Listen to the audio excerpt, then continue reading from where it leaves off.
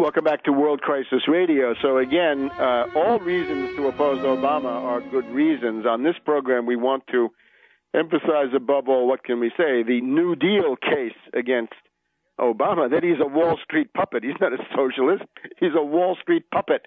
And he is now the warmonger, the butcher of Afghanistan, who turned control of the whole U.S. war policy into the hands of the neocon Petraeus and the neocon clique, and he set himself up for destruction. But that won't help us, right? We'll be left here when Obama is gone, and all the people who essentially get destroyed in this war policy. And similarly for the sellout to Wall Street that has occurred overnight. Let's take another one. We have Joe Barton, the whole right-wing argument, right? Joe Barton says that we have to apologize to BP for the shakedown.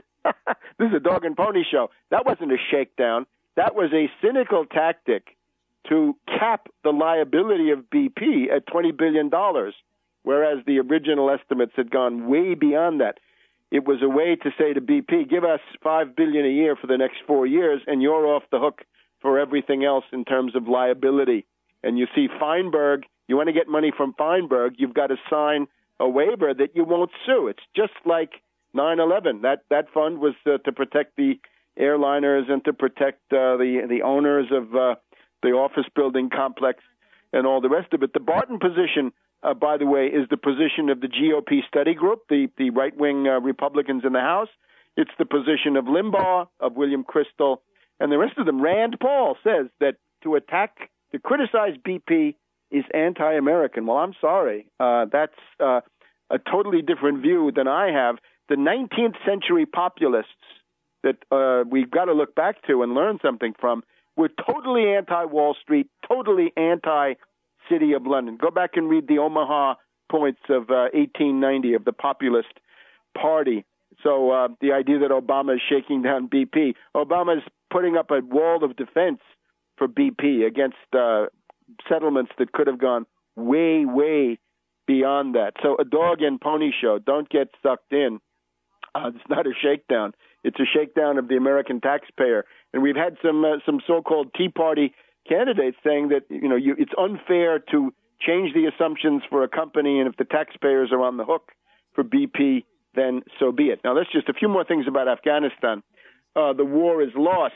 Petraeus is going to attempt within the next 12 months, I would say, to try to shift the burden of blame onto Obama. That sets up this conflict. The NATO coalition, remember, one of the reasons he had to appoint Petraeus is because this is not just a U.S. operation.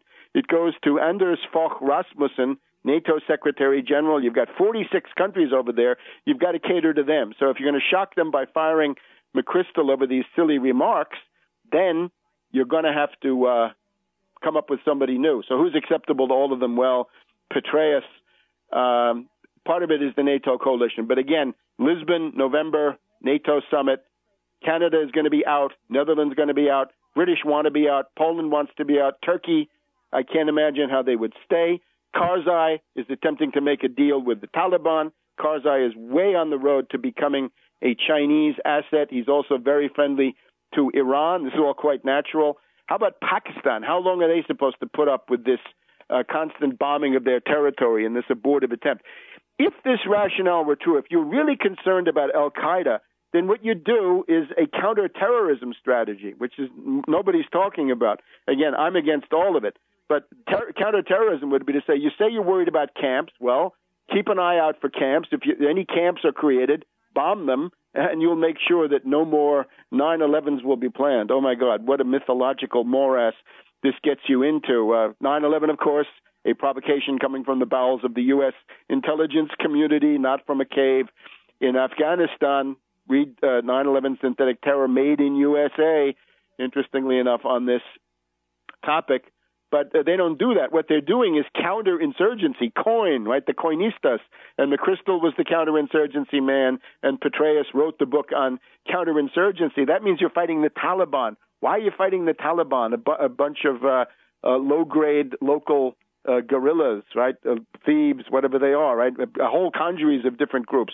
Absolutely makes no sense. So the Republicans have blocked this jobs bill. That was supposed to be $20 billion or so to save the jobs of 300,000 school teachers. It's not going to happen at the moment. Another $20 billion or so to continue paying $300 weekly checks to the unemployed, right? 1.2 million people will be destitute by the end of this month. You're going towards the situation that we had in 1933 when Harry Hopkins had to come in and hire 4.3 million Americans in the Civil Works Administration and Federal Emergency Relief Administration, CWA and FERA, at the end of 1932. The Republican chiseling is it's just horrendous. The Republicans demanded that the average food stamp benefit, which is about, I guess it's $100 a month, they wanted to gouge $11 a month off the food stamp benefit, and the Democrats fell into line with that, and then the Republicans filibustered the bill anyway, at the same time that there's a $24 trillion credit line to Wall Street, $182 billion for the credit default swaps of the AIG London hedge fund, $700 billion in the troubled asset relief program, a bailout fund for toxic derivatives, the bailout. So it was going to be $124 billion. It came down to $180 billion. The Republicans were giving up. 57 to 41. It failed, and it looks like now it has failed. Where is Obama on this issue? Where is Obama? Where is his address to the nation about this? This is real serious stuff. And then you've got the whole 99-week contingent, the 99ers, who there was never anything for people who have been unemployed for something approaching 2 years. This is the shame of the Obama regime.